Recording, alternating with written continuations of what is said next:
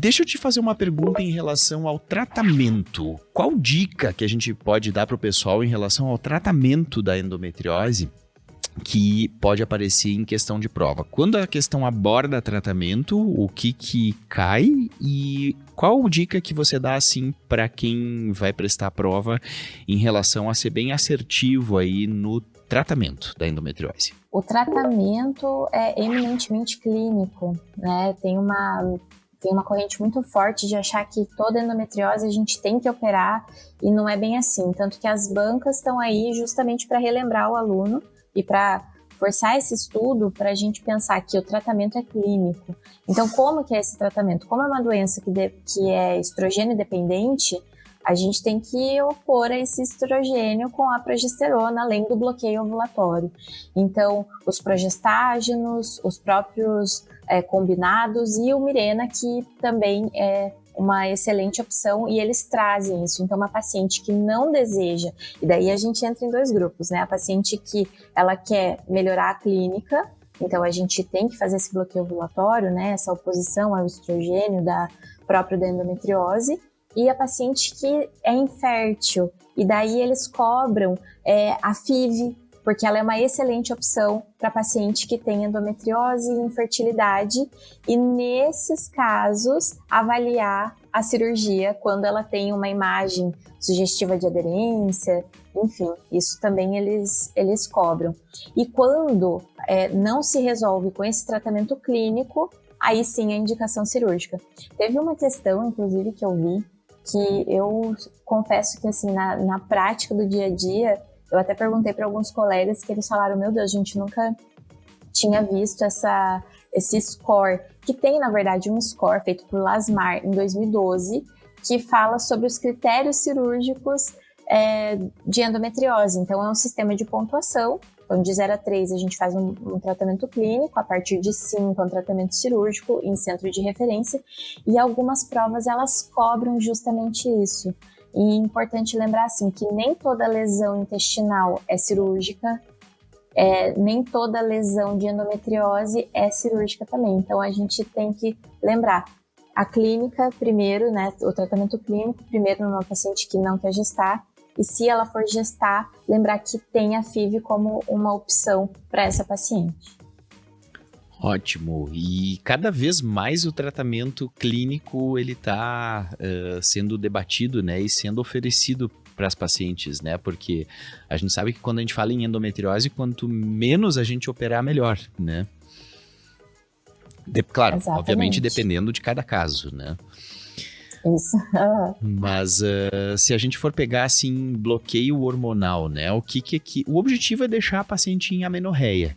Então o que a gente tem de métodos para bloqueio ovulatório para deixar a paciente em amenorreia? O que a gente pode oferecer para ela?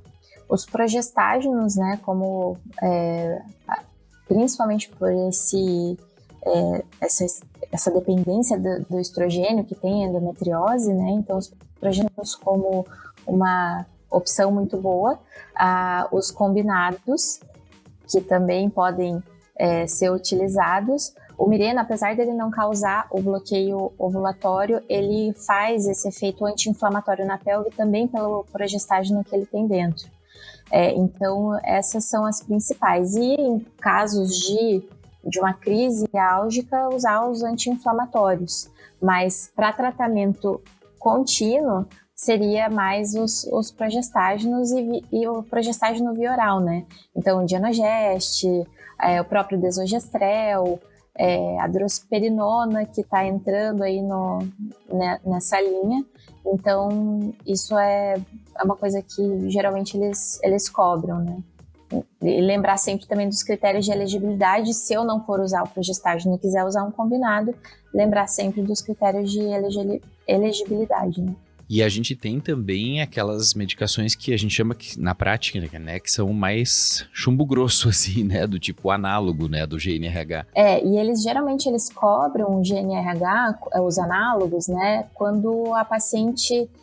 Tem duas situações que eu vi que a banca geralmente cobra. Ou quando eles querem perguntar se o aluno sabe o que é um análogo e para que usa e por quanto tempo, porque a gente tem que lembrar que como o análogo de GNRH ele vai induzir uma menopausa na paciente, ela pode ter uma redução da massa óssea. Então, a gente geralmente usa o análogo quando esse tratamento clínico não foi eficaz e a paciente não quer ser operada naquele momento, então tem essa indicação, ou pós o tratamento cirúrgico. Então a gente usa, porque são 6 meses que a gente vai usar essa medicação. Então, às vezes a banca fala assim, tá, como primeira opção pode dar o análogo de GNRH. Não, pera lá, é chumbo grosso, né, como o Dr. Jader já comentou. Então, a gente usa esses análogos nesses casos, mas também tem essa opção que é muito interessante, mas nesses casos mais selecionados. Sabe que eu lembrei agora de uma questão da Higgs que caiu exatamente isso. Eles colocaram um gráfico de um resultado de um estudo comparando a queixa álgica, né, a queixa de dor de pacientes que tinham endometriose com o uso do análogo e com o uso do Mirena.